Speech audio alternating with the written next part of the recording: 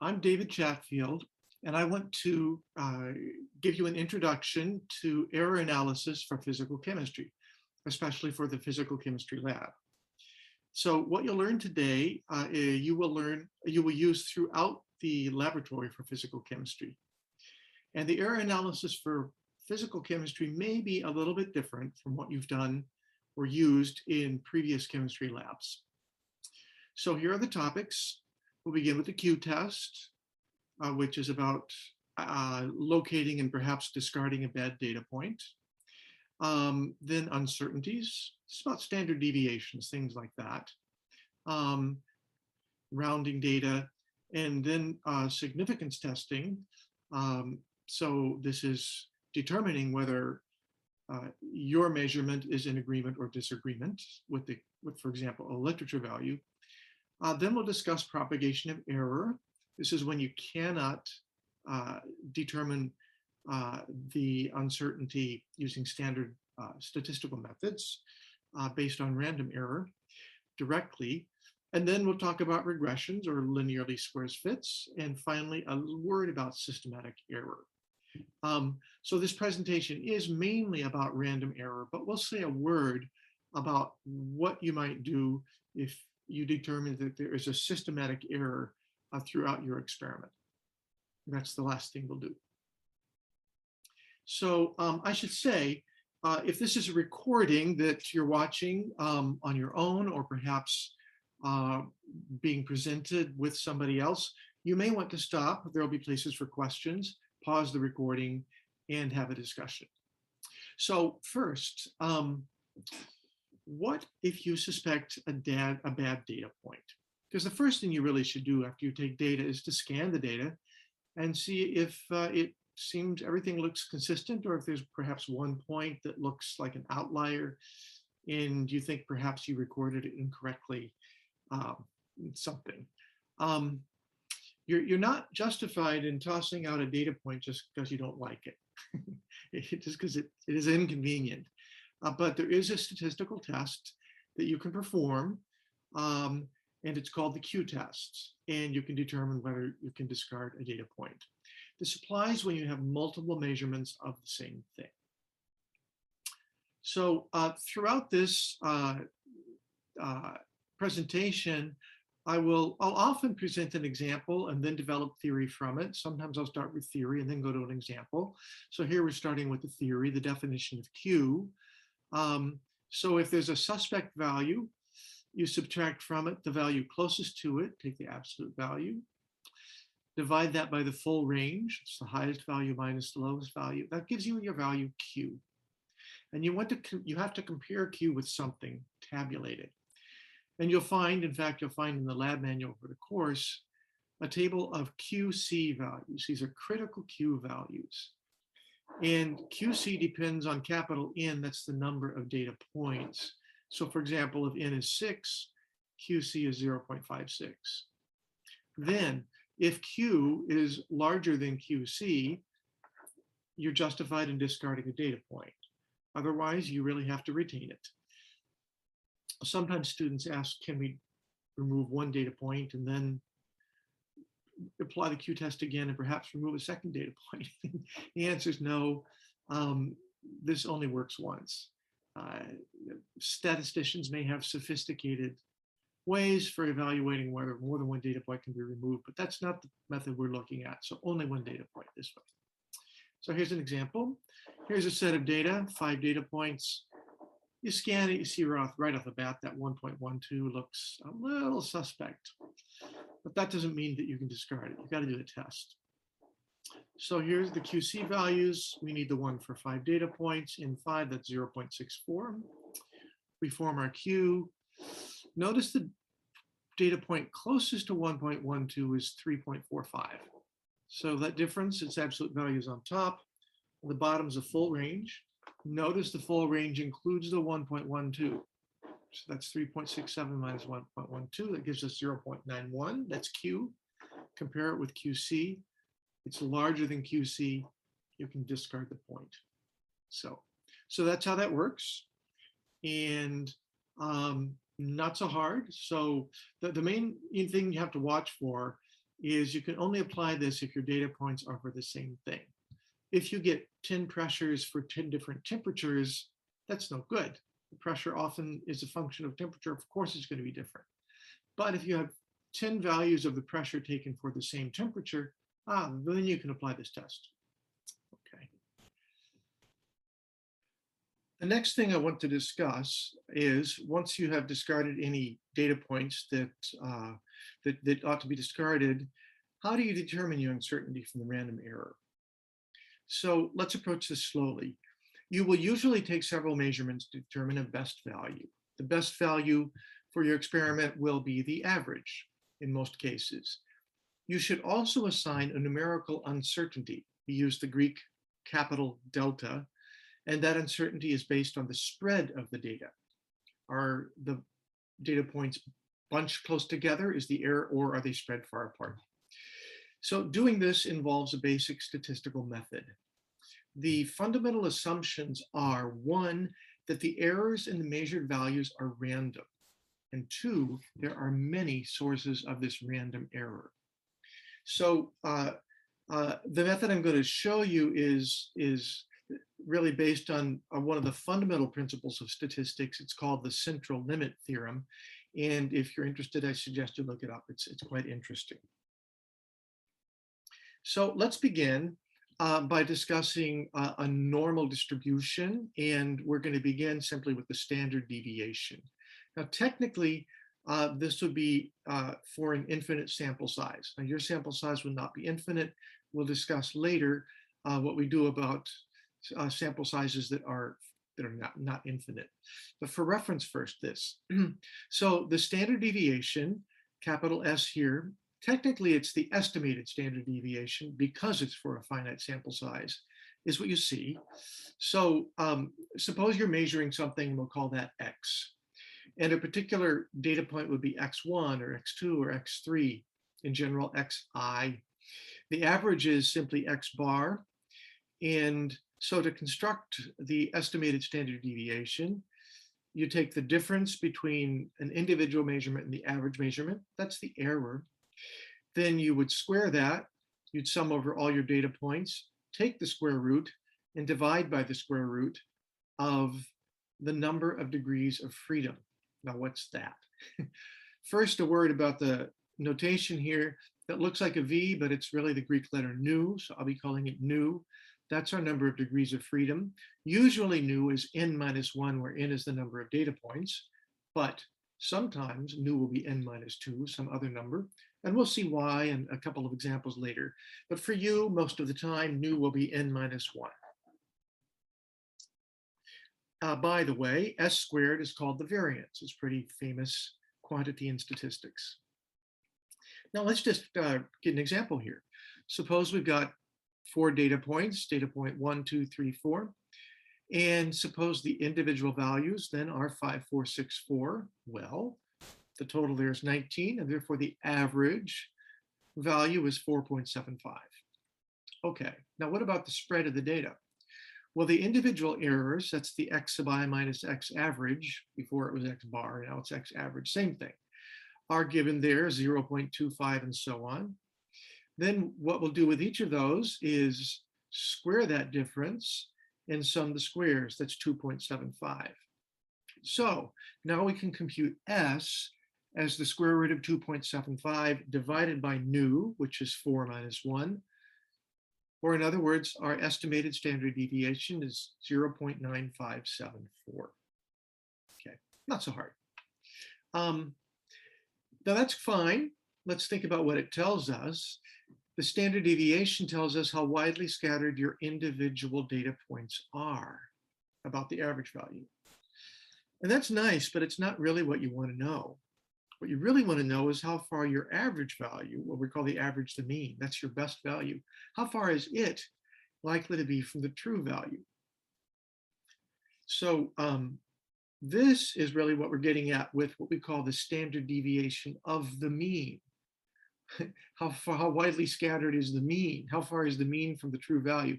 So now it's going to seem like magic, but we actually can calculate this even if we don't know the true value. Why? It's because because our data is truly random. That's our assumption. And so it will ultimately be scattered about 0 or about the average value. So let's proceed and see how. S sub m, the standard deviation of the mean, is just the S we calculated divided by the square root of n, the number of data points. Now this time it's n and not new. So notice that the number of data points is entered twice.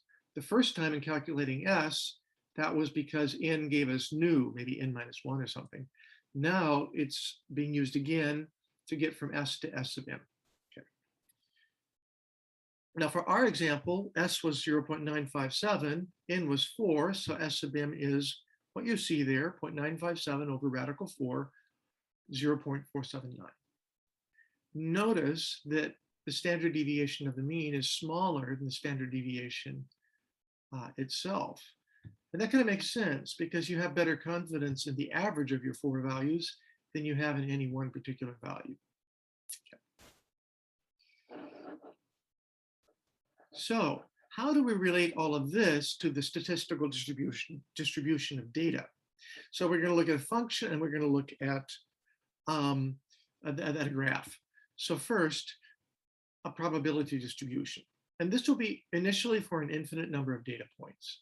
Having done that, we'll then narrow down to a finite number of data points. So random errors always have an amazingly simple distribution. P is our distribution function, epsilon's the error. So this is how is the error distributed. And this function, everything you know except the sigma is the standard deviation. We use the Greek sigma here when it's for an infinite number of data points. Otherwise, we use the capital S because it's only estimated from a finite number. So we think of this in 2 parts. What comes in front is just a constant, if sigma itself is a constant. And then we have on the right the exponential of e to the power of minus epsilon squared over 2 sigma squared. Now this whole thing will be negative because of the minus sign. So you can see everything I said here. Okay. So the first thing we know about this distribution function is that its integral over all space, the whole range in question, has to be 1. That's true of distribution functions. Now in our case here, the whole range is minus infinity to plus infinity. So that integral is 1. Okay. Now this distribution function we call, it has 2 names, a normal distribution or a Gaussian distribution, same thing.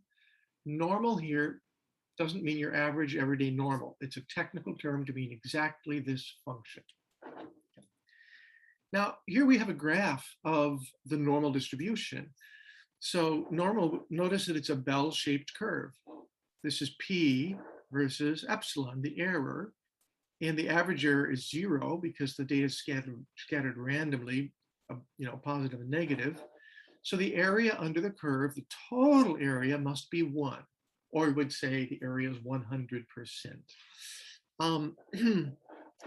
Now, what about this dark area that's sort of shaded more darkly? That's for the range minus sigma to plus sigma. 1 standard deviation in either direction. That area is always 0.6826, 68.26% we would say. So what we find is that always there's a 68.26% chance that an individual data point will lie within 1 standard deviation of the average value or of 0 error. Now that's great, that's super, nice to know. Thing is, mainly in science, usually 68% confidence is not good enough for us. We want to have higher level. And the most common level, their default level is 95% confidence. So to get 95% confidence, we're gonna have to go out in both directions from 1 standard deviation. So let me show you what I mean. We now have a bigger shaded area, but notice the limits are minus 1.96 sigma and plus 1.96 sigma, right? So our range is now bigger, and we can say with 95% confidence, an individual data point randomly chosen will fall within that shaded area. Okay. So we have higher confidence. Of course, the range is bigger. That's why we can have higher confidence. But that's the level we usually use in science. Now, we often, just so you know, 1.96 is so close to 2, we often just say 2 sigma. Okay. Yeah. So that's that. Now, sometimes 95% confidence is not good enough for you. For example, in the medical field, if you're testing a drug and it's got to be safe for everybody, almost any substance will have a certain mortality rate, unfortunately, and you want that mortality rate to be like, you want your confidence that there is no mortality to be 99.999%, right? There is no such thing as 100% certainty in this sort of thing, but at least 99.999%. So medicine may be bigger, but for us, 95%. So confidence limits. Then we have a symbol for what we're talking about. And the symbol is this squiggly thing, which is actually the Greek delta, the lowercase delta. The uppercase delta was the triangle. This is the lowercase. Subscript is your confidence level. So 0.95 is your 95% confidence level. And so delta 0.95 is then the confidence limit. Okay. And that's equal to 1.96 sigma. And here's the shaded area again. Okay. So there you go. So we would say that capital S, the estimated standard deviation, it's going to be pretty close to the sigma, which is appropriate for an infinite data set. If your n is large, like maybe 100 or something. But most of the time, you don't have S even close to 100. And so it's no longer going to be appropriate to use a normal distribution. So what do we do? Well, random errors will still have a bell-shaped distribution. Statisticians have shown that, but the distribution is not normal in the formal sense of the word, not Gaussian. Instead, it's wider. We can analyze it in the same way, though. Now, I'm not going to show you the functional form for this kind of error, but I'll show you the picture, the graph. So this is, again, a probability distribution. It's a family of them. Instead of writing epsilon for the error, we write tau. It's just convention, but same thing, really. So this is p versus tau. And notice this is a whole family for different values of the number of degrees of freedom, from 1 all the way up to infinity. Now, the narrowest curve here, the dark black one, that's for infinity. And that is actually the normal distribution. That's a Gaussian. So that's what we saw before. But for any other value of nu that's not infinite, in other words, the distribution is no longer a Gaussian and no longer normal, and it's wider. Okay, the smaller nu is, the wider it is. It kind of makes sense. You don't have less data to go on, so you're uncertain. The distribution's wider. So now this distribution has a funky name. Don't try to interpret it in terms of the words here. It's a historical term. It's called the student t distribution. So I simply want to show you how to use some tables. Okay, so you have what's called, from the student t distribution, what's denoted a critical t value, and you need to know the critical t value to calculate your uncertainty. So the critical t values are found in a table. It's in your lab manual. So let's just look at it. Vertically here on the left-hand side, that's nu. That's our number of degrees of freedom. Then we have two horizontal, we have two rows up here, one for p prime and one for p. P's on top. You want the one for p almost always, not for p prime. In a slide in a second, I'll show you just what the heck p prime is. But for now, you're rarely going to need it for this class. So notice I've gotten in red, I've highlighted the p for 0.95. That's your 95% confidence level. That's the column we want. So let's just take an instance here. For our previous example, 4 data points, nu's in -1, so nu is 3. So we can figure out our critical t value by going to nu of 3, find that column, move over to the right, and find that row, move over to the right, column for p equals 0.95, 3.18. Our critical t-value is 3.18. Our symbol is t subscript 0.95, because it was at the 95% confidence level. So you would write that down. Okay. And now we'll use it. First, though, for the curious, what is p? What is p prime? What's going on there? P is what you think. We've got this bell-shaped curve, you know, positive and negative errors both, and that's what the p stuff's for. P prime is for a one-sided distribution. It looks like just the right half of the bell-shaped curve. That's where the only kind of errors you can get are positive errors. No such thing as negative error. You can read about it, read the slide slowly. Where might you have, you know, one-sided p distributions? In this class, you're not going to need them, just the p's, just the two-sided ones. So uncertainty at the 95% confidence limit for our finite sample. How do we get there? Your best estimates for the true values, the average, of course, we saw that before. We've talked about the error distribution for individual data points. Now we're going to ask this different question. What's the uncertainty in our average value? I promised this, right? We already talked about it a little bit, but now we're talking about that average, and that was what the S sub m was, right? But now we're going to talk about this for the finite sample. So delta is what we're going for. So let's just show you it's not so hard. We already had for that one sample the stuff on your left, and the critical t distribution value is 3.18. Earlier we calculated S, it was 0.95, blah, blah, blah, and S sub m, right, the estimated standard deviation of the mean, that was 0.47, blah, blah, blah. Now we can calculate delta. All we do is multiply S sub n by the critical t value, plug in, that's this 1.522307. Okay. I'm going to talk a little later about rounding. You've already learned years ago about rounding. We have our own special rounding scheme, but you will see that the appropriate way to round this is to 1.5. We don't want 8 digits, or in this case 7, in our uncertainty. It doesn't tell us enough, and it distracts us from important information. 1.5 is fine. That's our delta. Okay. So I guess just to conclude, full reporting on our original sample would be like this. We've got an average value of 4.75. We've got a delta of 1.5.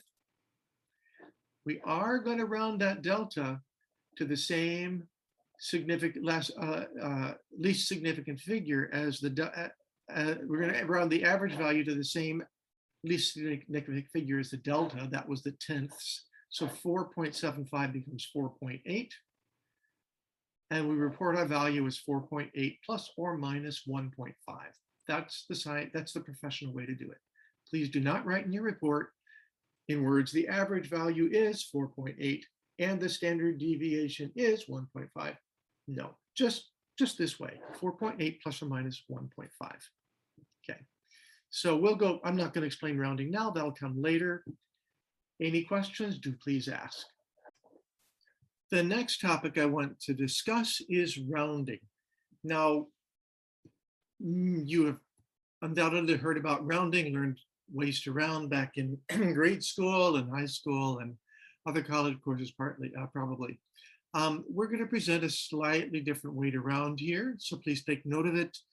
There's no right, there's wrong in the grand scheme, but you'll see why we do it here. Please apply our rounding scheme in physical chemistry.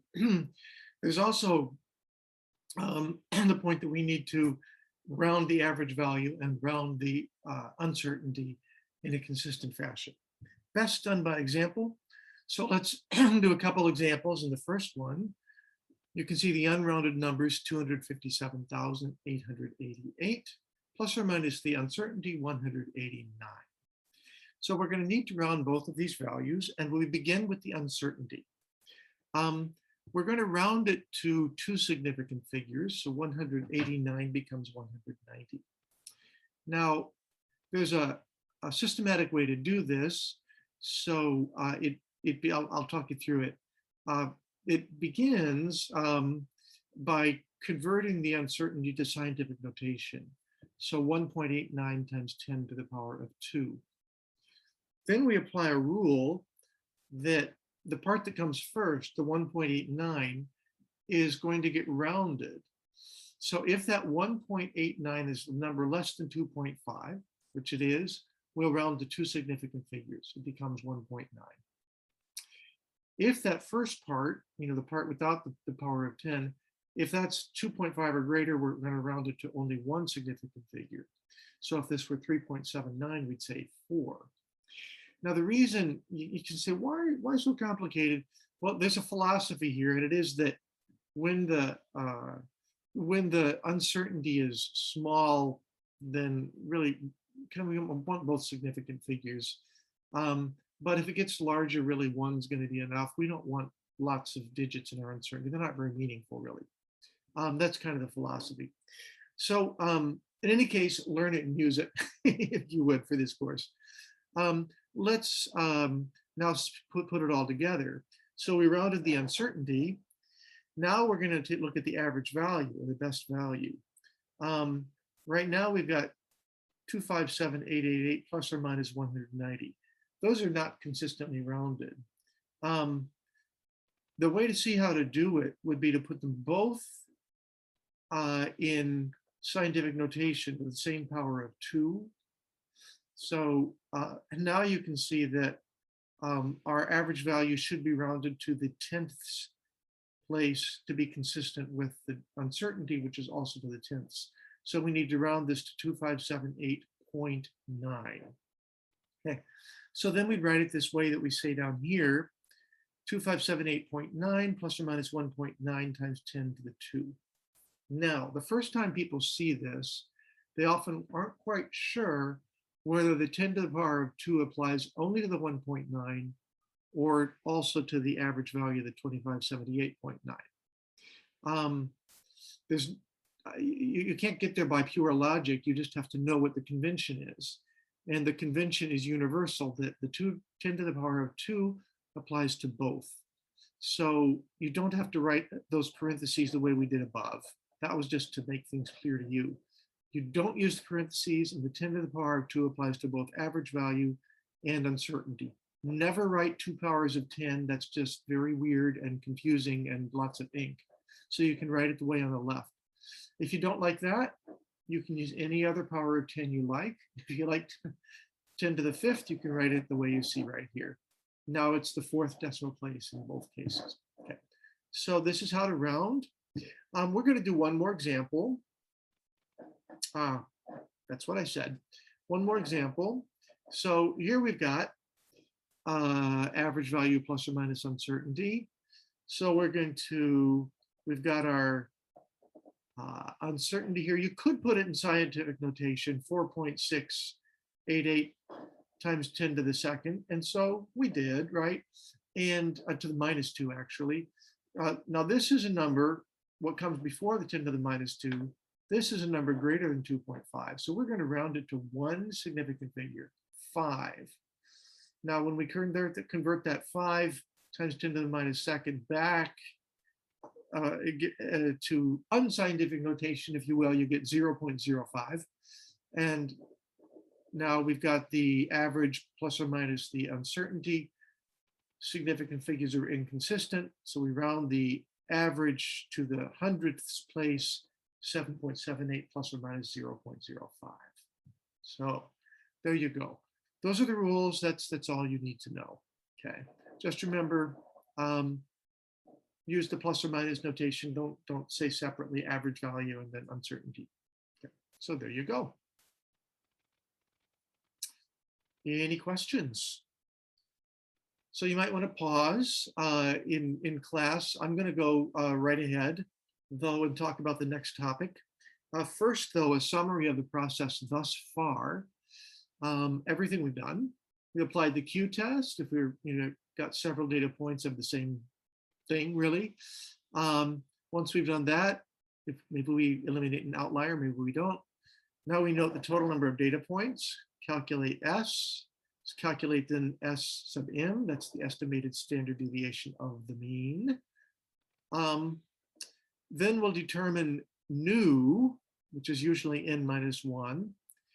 And then we'll look up the critical t value, then we'll multiply S sub m by the critical t value and get delta. Following that, we'll round appropriately and report the best value with its uncertainty. So that's the regular thing to do.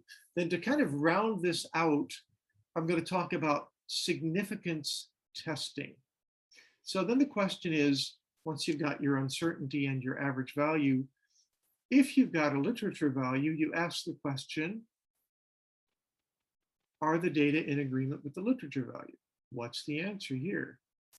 Well, to get there, and I can tell you right ahead, I said yes, but how did I get there? So my data give the average value and the uncertainty. So first I take the average value and subtract the uncertainty to get here 3.4, then average value plus the uncertainty to get 3.8. So 3.4 to 3.8 is my whole range. Anything in that range is within the 95% confidence interval. So if my literature value falls within that range, I say, hey, literature and experiment agree to the 95% confidence, at the 95% confidence level, and you're fine, and you move on. Now let's just take a counter example.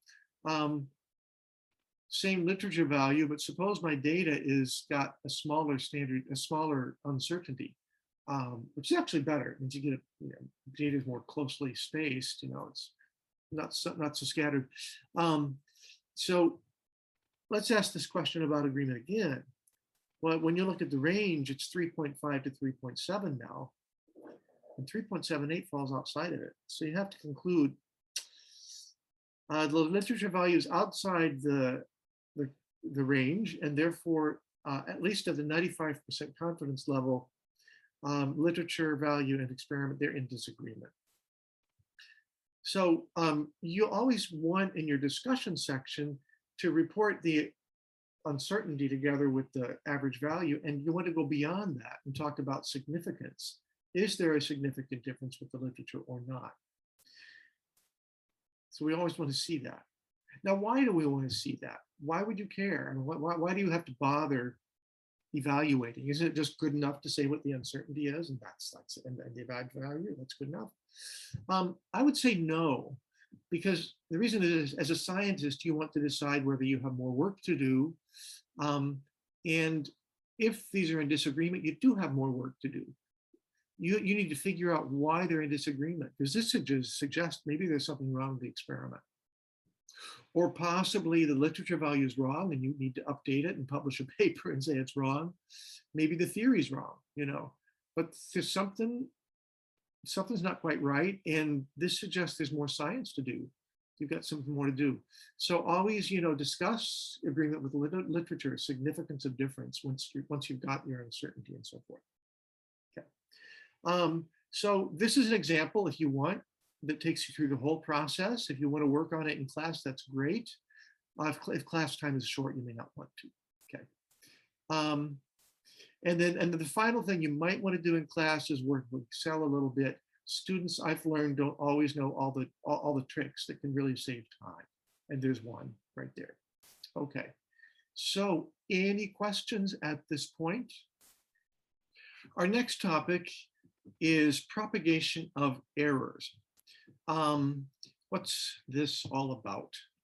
Well, sometimes you find that you don't have triplicate measurements of a particular observable.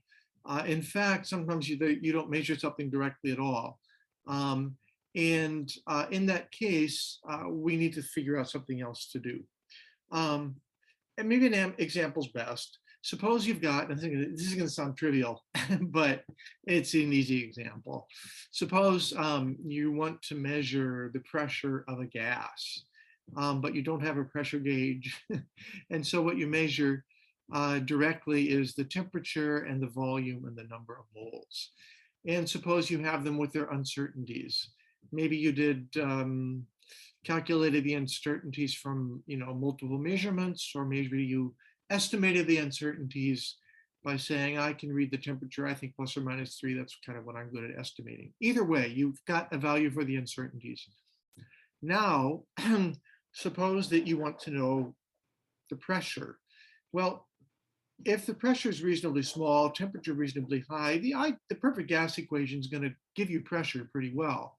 But you don't have a direct measure of the uncertainty and the pressure. Yeah, you could go and measure TV and N several times and then calculate P several times. And you could do that, of course. But suppose you don't want to do that or you're not able to. We can still get at the uncertainty and the pressure. How might we do that? It's with this thing we call propagation of error. And the idea is this: if we know the uncertainty in T and the uncertainty in N and likewise in V, and R is just a constant, then surely the uncertainty in P is related to these other uncertainties. The answer is it is. So how do we figure this out? The lab manual gives the relevant equations and has more discussion than we have here. But I'm simply going to present a result, an equation you can use. Now, this is a general equation, not just for this pressure question. It's for any function, capital F, that represents some property. You want to report it with its uncertainty. So let's just say that we know with this little f, that's the functional form, how capital F depends on little x, little y, and little z, whatever they are.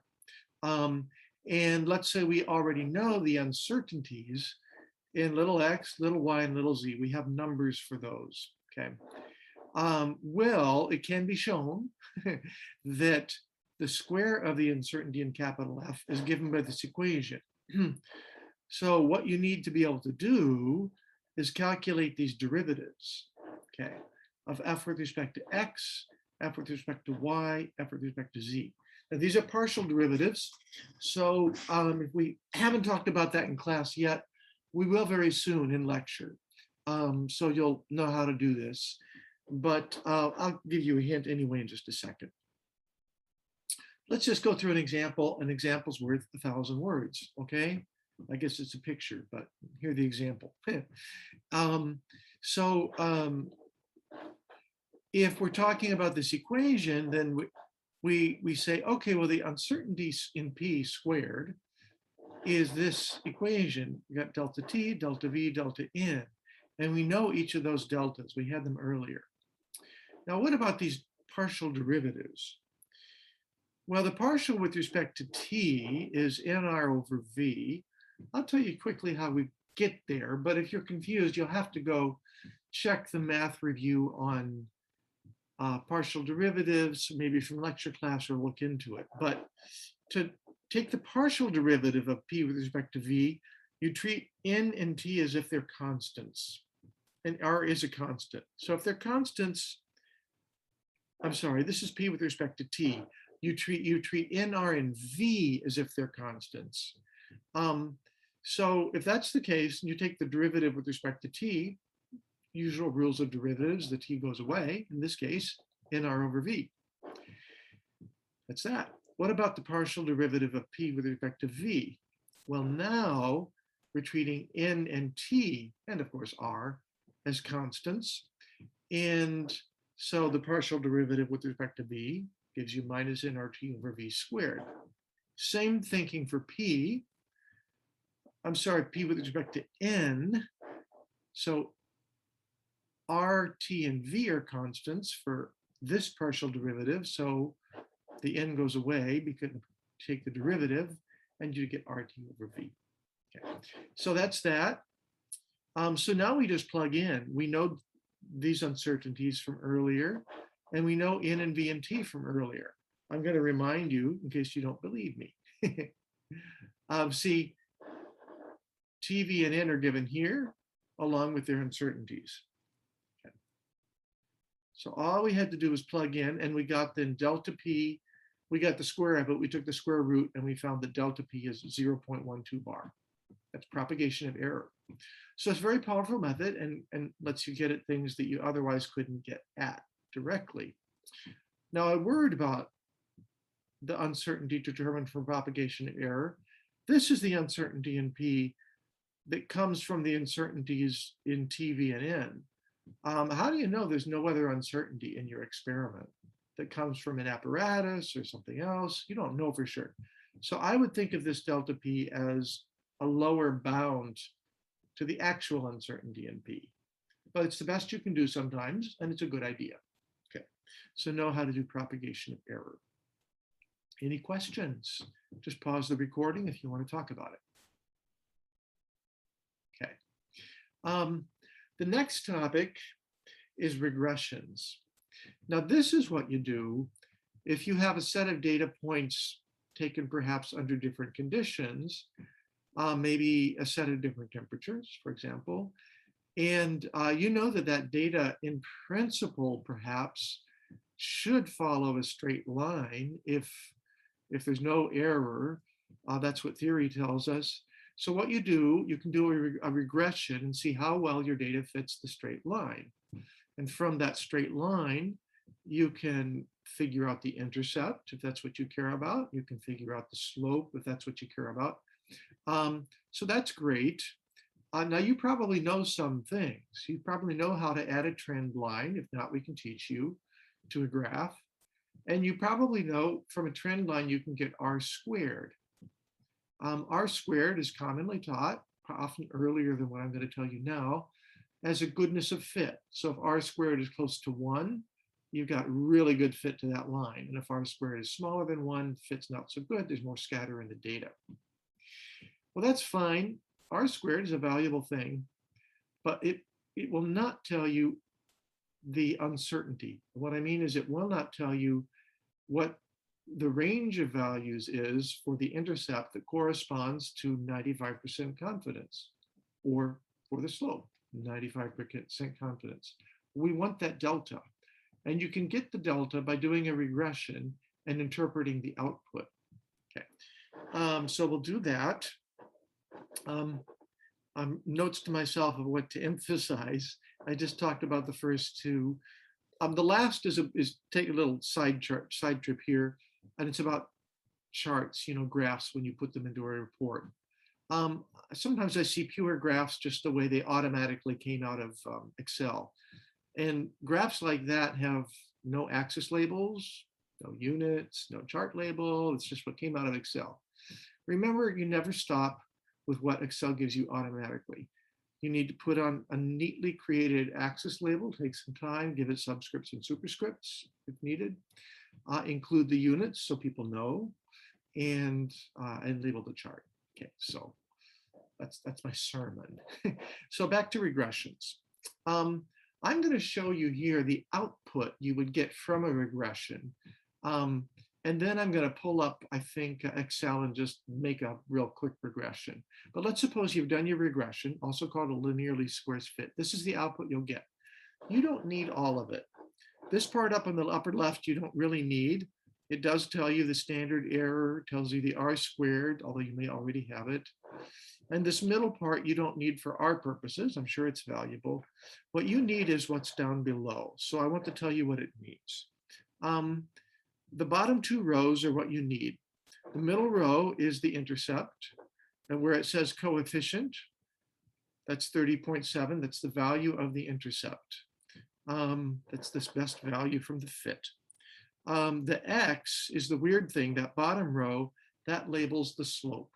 I know it doesn't say slope anywhere, but that labels the slope. So 25.67 is the value of the slope. It's the best fit value of the slope.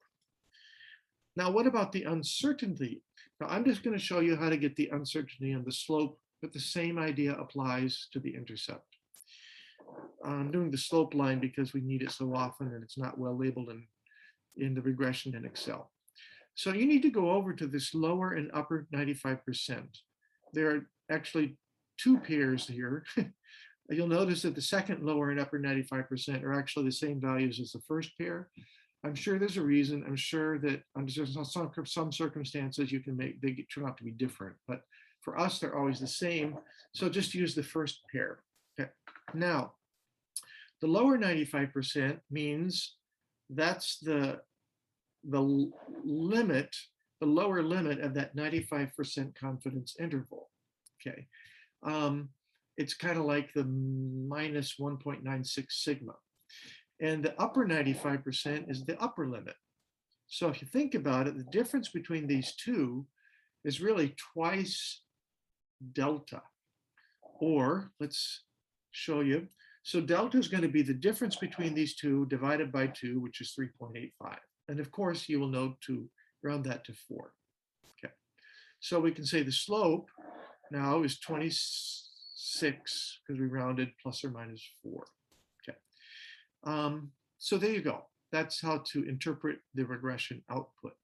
So I'm going to do a quick demo. Hopefully it'll work out with Excel. So I'm going to see if I can pull up Excel.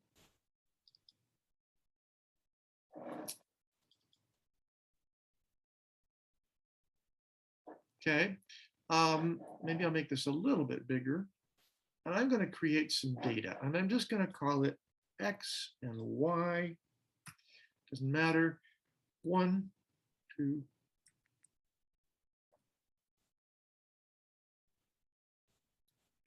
Okay, now if I plotted Y versus X, I get a straight line with a slope of 2, right? But let's put some scatter in this data. I'm just going to change things a little bit.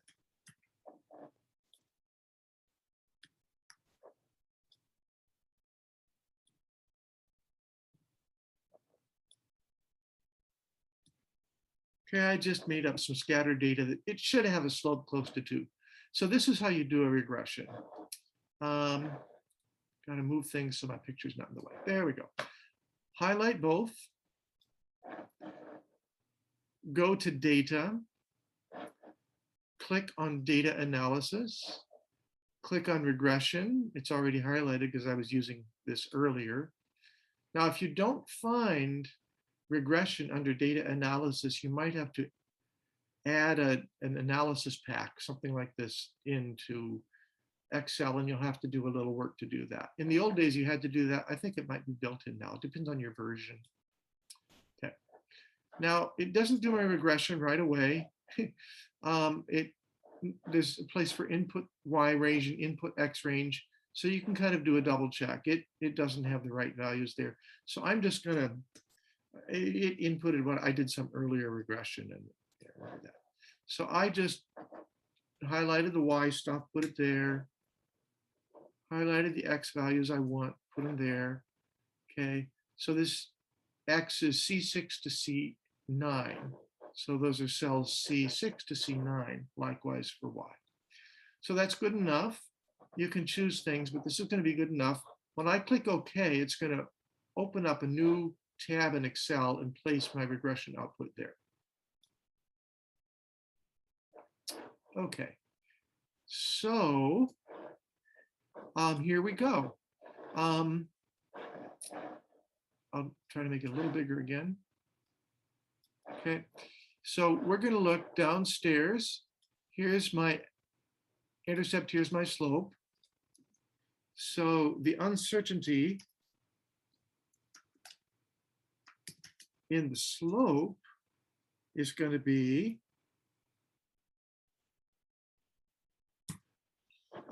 I look at the upper and lower 95%. So I'm going to click on the upper 95% minus lower 95%, divide by 2. That's my uncertainty. So I can say the slope is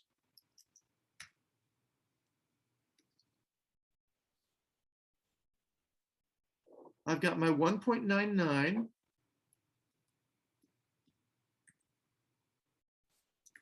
plus or minus. That's not a good way to do plus or minus. You can do better, but I'm not going to take the time.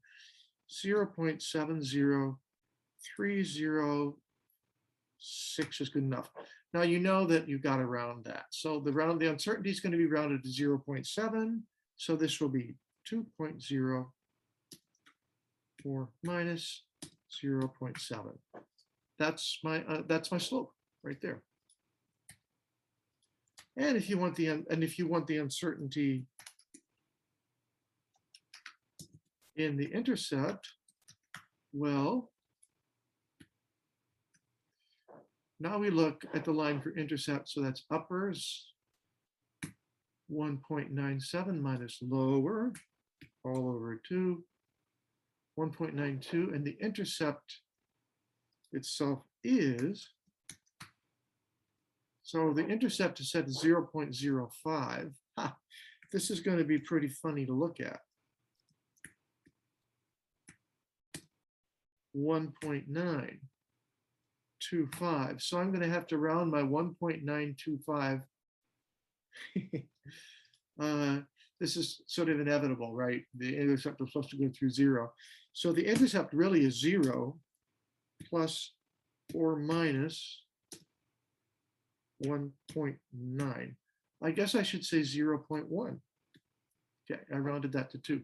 0.1 plus or minus 1.9. So that's my little spiel on how to use. I didn't bother making a chart, but you know how to make charts. Okay, so now you've got the uncertainty and the slope, the value and uncertainty of the slope, and the value and uncertainty in the intercept.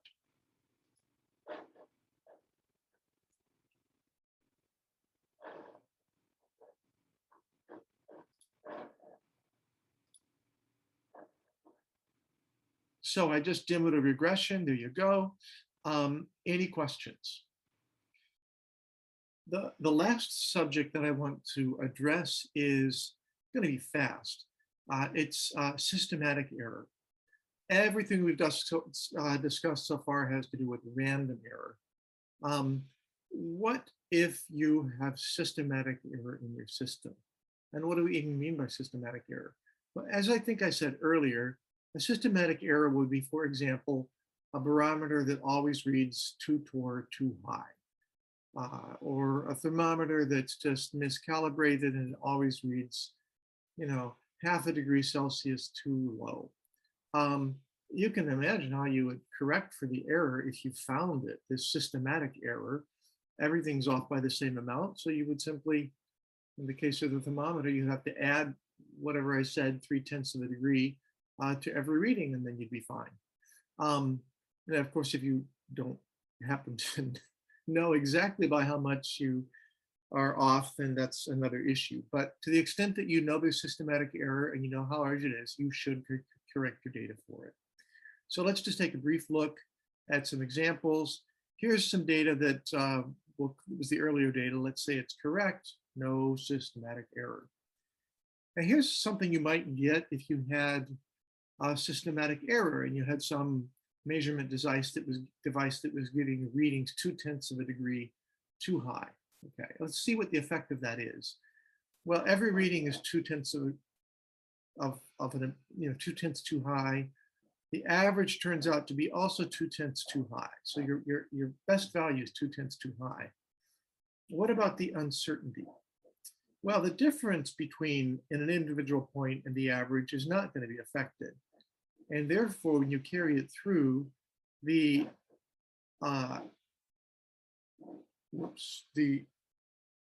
sum of the squares of the errors is not affected. And so the uncertainty, or the estimated uncertainty, is actually not affected at all. So your uncertainty turns out to be fine, but the average value is wrong. So you need to correct the average value by, in this case, subtracting 2/10 to get from your 4.95. So that's how you'd correct for systematic error.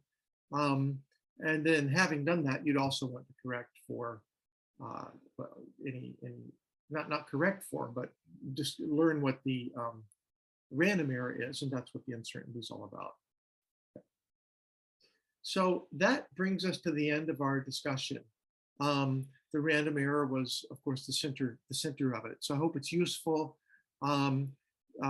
Everything we talked about, we will use in the course of this laboratory class, and will probably be useful to you later in science. There's more, of course, to analysis of error than this, but this should be good for your future as well as this course. Just a couple of things to highlight, I guess, in retrospect. Of course, being able to calculate uncertainties, very important.